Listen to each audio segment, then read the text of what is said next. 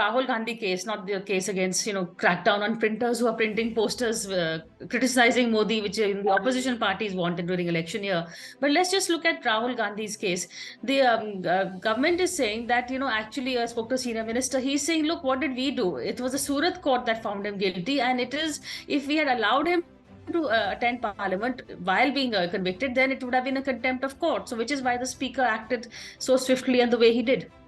Well, that's a completely and absolutely speculative argument, because because even the ingredients of Section 8(3) of the Representation of People's Act 1951 clearly postulate that a conviction has to be accompanied by a sentencing for the ingredients of disqualification to come into play. And here the sentencing was stayed by the same very court, or the sentence was suspended by the same very court, which then gave him 30 days to appeal. So therefore, the tearing hurry actually completely belies the defense which the government has been trying to put out, which in any case is a very weak defense. But then, as I earlier said, this is not about Shri Rahul Gandhi. This is about all of us. For example, if somebody is watching this broadcast in some remote corner of the country, and you and I, during the course of the conversation, say something which he or she doesn't like, he will go and file a defamation proceedings in some far corner of the land.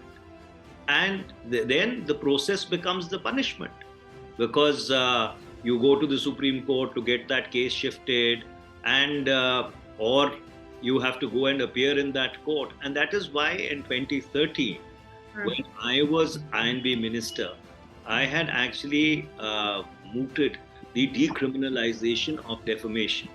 In fact, I had publicly made a case that this is a civil wrong, and therefore Section 499 and Section 500 should be deleted from the Indian Penal Code. And guess the maximum resistance came from whom? The maximum resistance actually came from the current ruling establishment when they were in the opposition.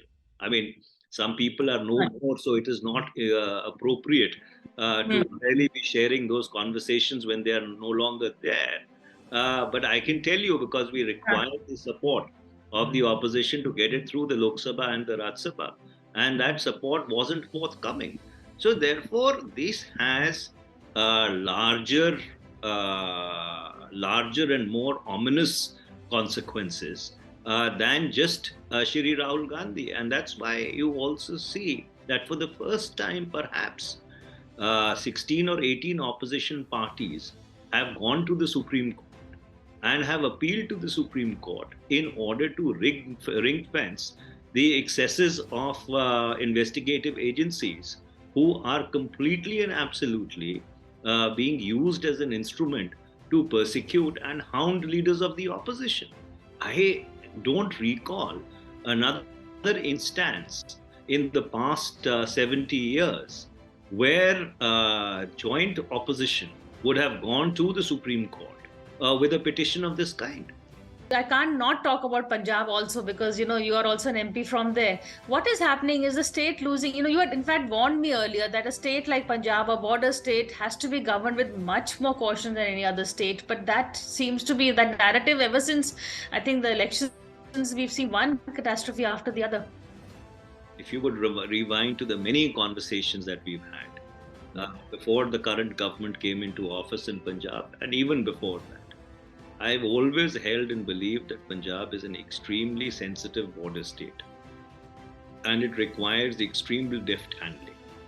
Unfortunately, what has happened over the past 1 year has allowed the ghosts and phantoms and the apparitions of the past to surface with a vengeance. And that does not augur well for the peace of Punjab. So therefore, border states like Jammu and Kashmir or Punjab, or even India's northeast, require state and central governments to work in tandem on principal issues where national security is concerned. Because after all, your friendly neighbor across the border is not prepared to give up on his machinations. He Yes. waits to exploit every contradiction that is available.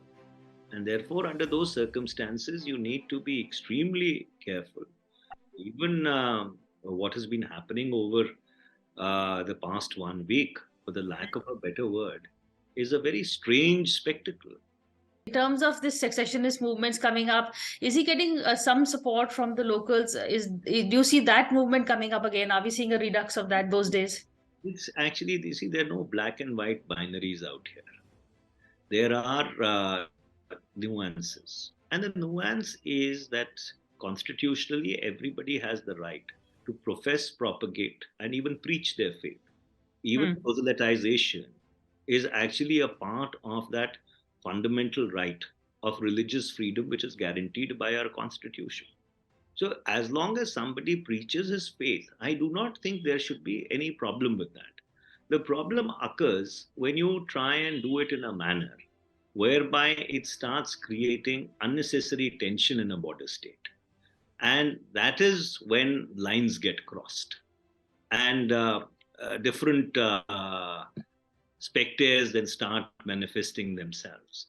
So, unfortunately, this situation was allowed to slip. And the reason why I'm being very careful with my words, because I know the sensitivity of the state that I represent in Parliament.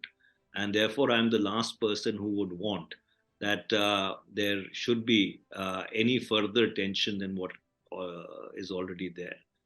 So, therefore, under those circumstances, I can only say that the situation could have been handled much better Much better by the center, much better by the state government. by both. By By both. both. By both, because ultimately, you see, border states are peculiar creatures. While the remit is of the state government, while law and order is a state subject, but the central government also has a very large role to play in these situations.